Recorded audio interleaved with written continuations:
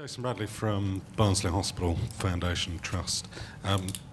Starting my question towards Julian, because I think you made the mistake and mentioned targets along the way, so I thought I'd ask a question on that point. Accepting some of the things you mentioned, like 4-hour waits, 18 weeks, etc., were there for a purpose. They have driven some positive outcomes in terms of timescales and therefore through to patient care, patient experience.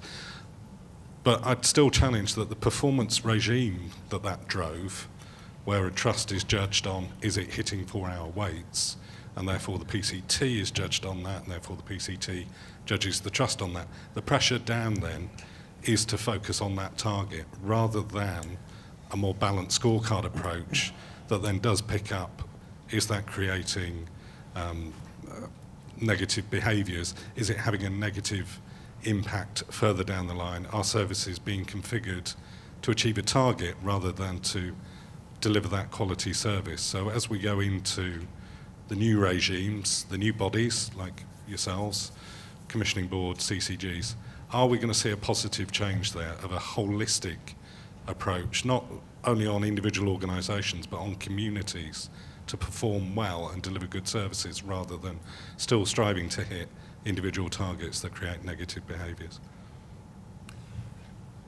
I would hope so, yeah. So, I mean, your analysis, I think, is fair. I think that, I suppose you have to look at the development of the original targets in the context of where the NHS was at the time, and undoubtedly they have driven benefits for patients. However, we're in a more, the new system has a more distributed leadership, particularly with new CCGs on the pitch, and I suspect that consequently there will be arguably a more clinically focused approach, given the emphasis on clinical leadership now. I also think that one of the key messages coming out of Francis was about culture and about behaviours and so on, and I suspect there'll be a big push on that. So the combination of the programmes that the new National Leadership Academy will be running for a large number of NHS staff will focus on culture and behaviours. The work that we'll be doing on the change model and the different components of change that are required in any health system. We'll be doing a lot of work with CCGs and the new commissioners in terms of building capability and capacity for leading and delivering change. And I would hope that what starts to happen is what already happens in the best examples and the best health economies, where there is a sense of shared purpose about delivering not just a narrow target of patients being put through a process within a given time, but actually a broader focus on delivering the best possible urgent care system, or a really innovative approach to some of the things that we just saw about one-stop shops for patients, about much better flow, about all the things that we want be encouraged to develop, and that the performance regime is supportive of that. And I think there's an interesting relationship that will unfold, and I'm sure stabilise between local area teams, CCGs, that needs to resolve about the performance management route being aligned with the improvement and the clinical commissioning aspirations of CCGs. Because if we're going to get the best out of the new clinical leaders, we need to make sure that there is genuine alignment there. So that's the long way round of saying I hope that does happen, and I think the new architecture gives us an opportunity to enable that to happen.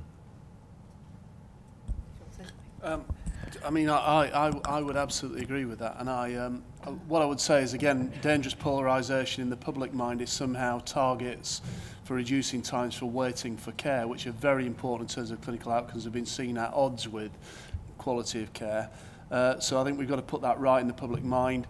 I actually believe that whatever the pressure, whatever the system, what happened in Mid-Staffordshire in terms of failure to look after patients in their beds in the way that we know about those stories, was never excusable, and you couldn't blame a system for that. Many places up and down the country had the same performance regime, but still managed to do proper compassion and care. And I just sort of end on one sad note, really, which is, and it's Julian's point about clinical alignment of what we're doing and relevance to patients, is that 2 days after the Francis report, I mentor a CCG chair, an accountable officer, he's a GP. He rang me up and he said, I've just been asked a question by the LAT, which I don't know how to deal with.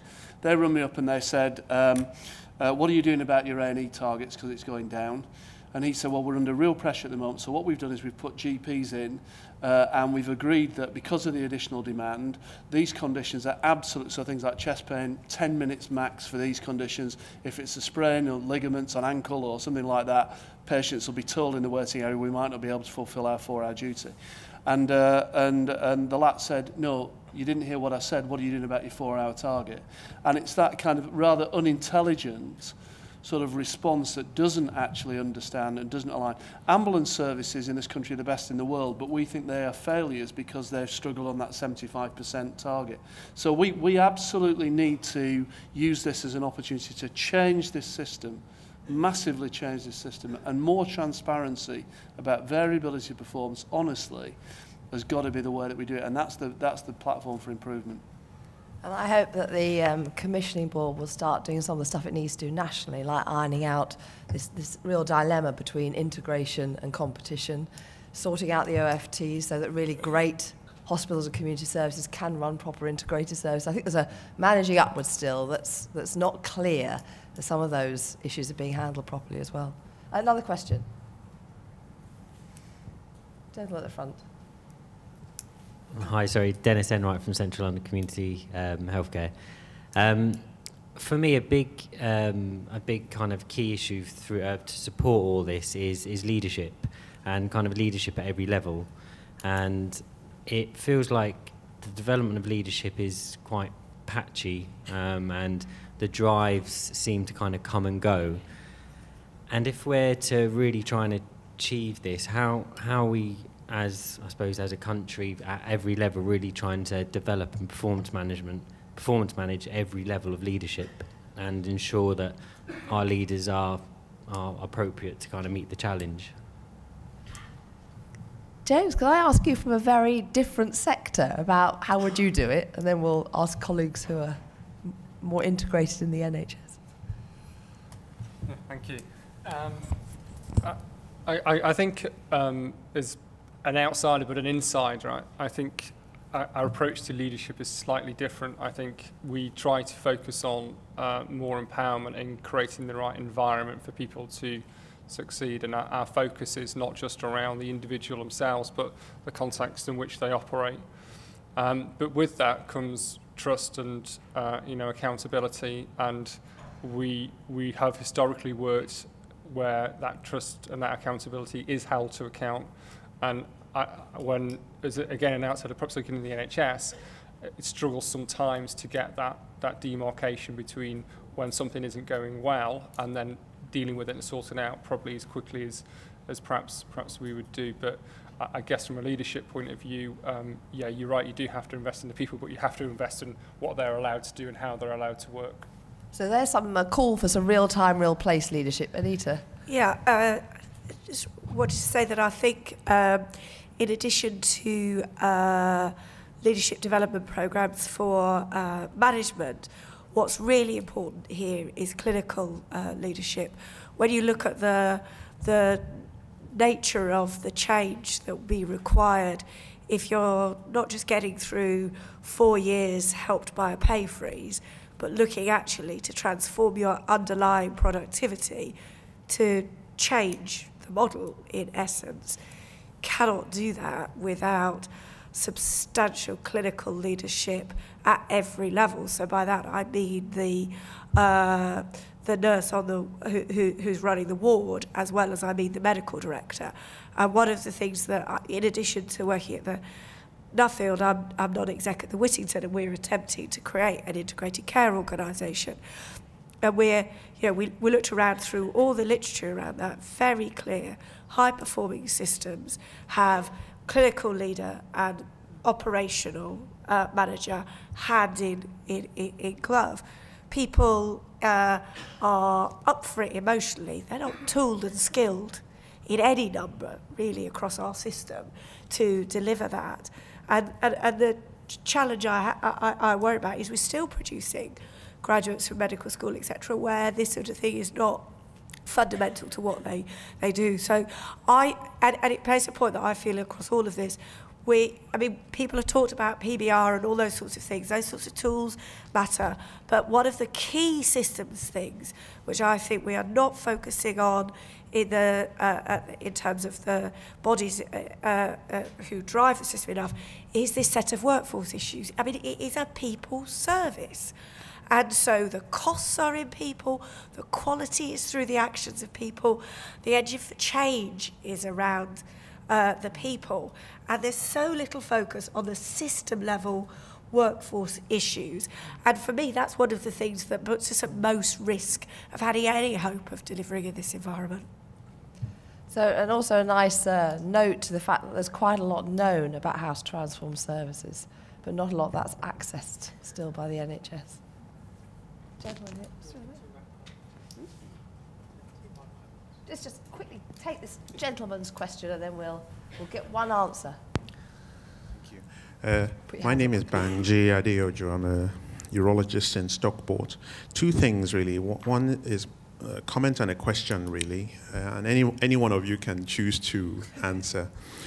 One of the things I've noticed about trying to change big things, big systems, is certainly in the current NHS as I see it, it often pits organization against organization. And you can see and understand why it does that, because chief executives are obliged to make and preserve the success and profitability of their respective organizations. And whereas we as clinicians see, let's sort this out, hopefully for the best of our patients, rather than trying to shore up different organizations. That's number one comment. Number two comment, I have had a personal problem with trying to describe an efficient service and not felt listened to by the wider system. That's my comment. The first one is the question. Mike, do you want to quickly talk about stories? I was trying to make a similar point about organisations looking at each other and finding it hard to do the right thing because of the incentives in the system. I think, come back to this point about leadership, the really great leaders in our system effectively do things despite the system sometimes. They find ways to collaborate even when it's not necessarily in their own specific interests. And I mean, there aren't many, I don't think, non-executives today, although we've got some local councillors, I think, with us, is actually, if you're appointed to a board of an organisation, and post Francis, the responsibilities are even greater, you have two duties, not one. One duty that people automatically go for is to run your organisation well. Make sure it's doing what it should be doing and that you can explain it. But the second, in my view, equally important duty is you have a role in terms of shared population governance. In other words, your organisation's contributions with others to the benefit of the whole population. And sometimes it's that second bit, really, which we have to encourage our non-executives to keep seeing, because they can. It's not their careers. They are there to be guardians on behalf of the public about those services. They need to step away from their institutions and think about what's in the wider interest of the population. And so I think there's a leadership and a board responsibility there. I think the best chief executives, the best medical directors do that as well. But actually sometimes, you know, the gradient of performance of executives is that some of them get caught in the middle and find it hard to get beyond their own institutional interests. Thanks. Well, so we're going to work the competition collaboration dilemma throughout the rest of the morning. Please do go find your masterclass, and thank you, team, for your sessions this morning.